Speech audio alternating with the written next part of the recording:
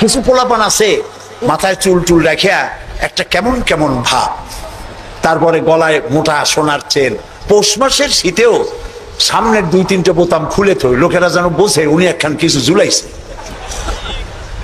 এইরকম ছেলেকে যদি আপনি তো রাগ করে আছেন, ছেলে আপনার কথা শোনে না, যদি ভাত খাওয়ার সময় ডাকেন, সোনামণি, বাবা, কলিজার টুকরা, নয়নের পুতুলি, আব্বু একটু কাছে আয়, আরে ও যত বড় খারাপ হোক আপনার পায়ের কাছে চলে আসবে।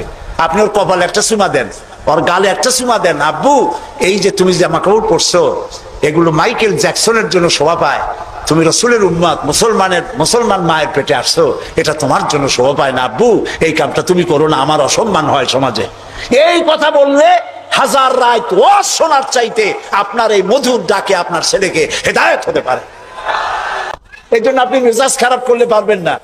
যে চোরের কাশি রোগ হয় আর যে পীরের মেজাজ খারাপ, এ দুইজন ব্যবসায় ভালো করতে পারবে না।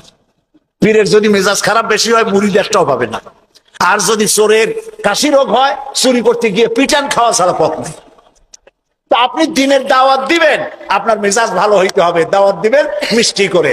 রাসূল দাওয়াতের এটি হলো টেকনিক। আপনি যখন ইসলামের দাওয়াত দিবেন তখন আপনাকে দাওয়াত দিতে হবে মিষ্টি ভাবে। আল্লাহ শিখাই দিয়েছেন, উদউ ইলা সাবিল রাব্বিকা বিল হিকমাতি ওয়াল মাউইজাতিল হাসানা, উত্তম ভাবে মিষ্টি করে সুন্দর করে বৈজ্ঞানিক পন্থায় সুন্দর সুন্দর কথা দিয়া মানুষকে আমার পথে ডাকো। আল্লাহ তাআলা বলছেন সুবহানাল্লাহ। এই জন্য আপনি মেজাজ খারাপ করলে পারবেন না। যে চোরের কাশি রোগ হয় আর যে পীরের মেজাজ খারাপ, এ দুইজন ব্যবসায় ভালো করতে পারবে না। পীরের যদি মেজাজ খারাপ বেশি হয় মুড়িদ একটাও পাবে না, আর যদি চোরের কাশি রোগ হয় চুরি করতে গিয়ে পিটান খাওয়া ছাড়া পথ নেই। তা আপনি দিনের দাওয়াত দিবেন, আপনার মেজাজ ভালো হইতে হবে, দাওয়াত দিবেন মিষ্টি করে। রাসূলুল্লাহর কথাটাই দেখেন, আগেই কোন সুবহানাল্লাহ।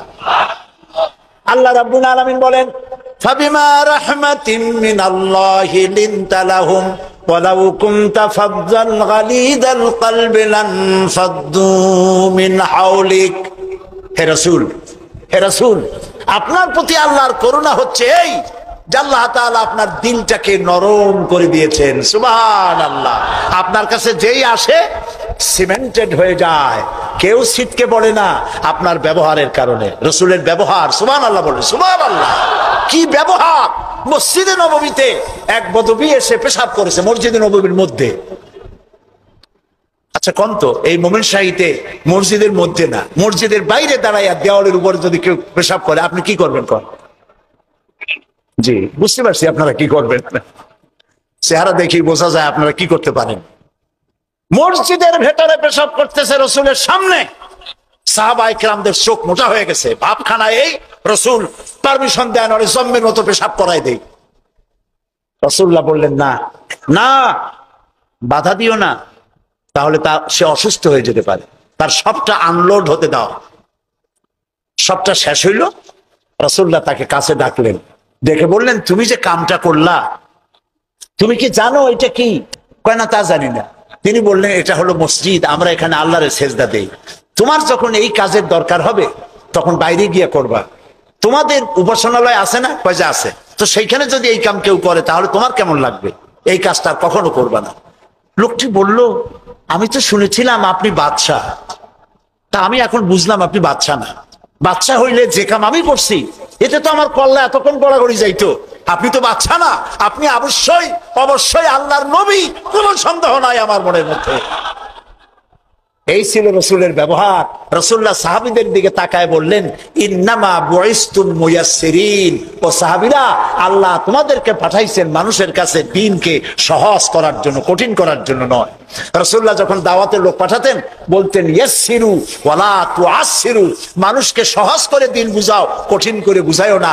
বাশশিরু ওয়ালা তুনাফিরু, বেহেশতের খবর দিয়া মানুষকে দ্বীনের পথে ডাকো। জাহান্নাম, এটা করলে জাহান্নাম, সেটা করলে জাহান্নাম, জাহান্নামের ভয় দেখিয়ে মানুষকে দ্বীনের রাস্তা থেকে সরিয়ে দিও না। সুবহানাল্লাহ। এই ছিল রাসূলের ব্যবহার।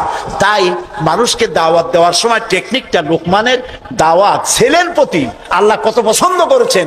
তিনি ডেকে বলছেন, ইয়া বুনাইয়া, ও আমার কলিজার টুকরা, আমার বাবা, আপনি নিজে আছে না মোমেন শাহীতে এমন বখাটে ছেলে, মাথায় উল্লুকের মতো চুল, হাতে ভাল্লুকের মতো নখ, গলায় সোনার সেন, এরকম মোমেন সাইতে নাও থাকতে পারে।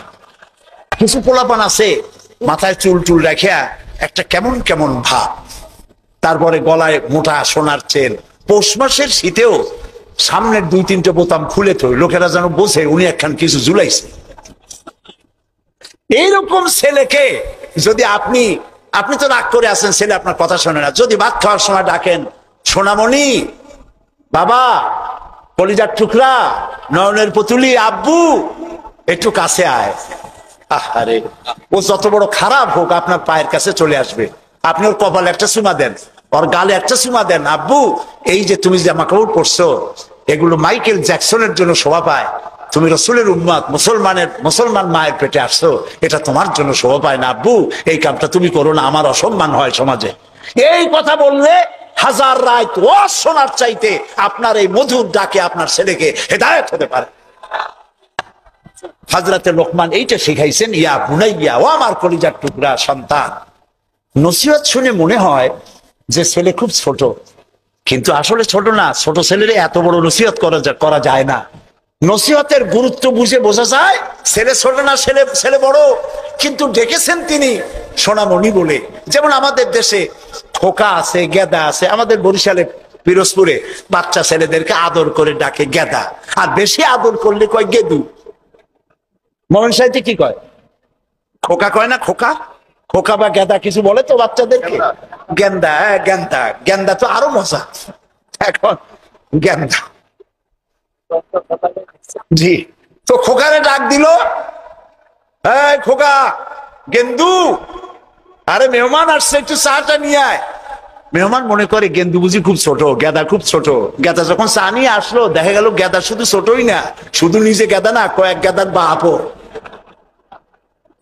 হযরতে লোকমান ছেলেকে আবেগ ভরা মন দিয়ে ডাকতেছেন, ইয়া বুনাইয়া, ও আমার কলিজার টুকরা সন্তান, শোনো, লা তুশরিক বিল্লাহ, আল্লাহর সাথে কাউকে শরীক স্থাপন করো না। জোরে বলেন সুবহানাল্লাহ।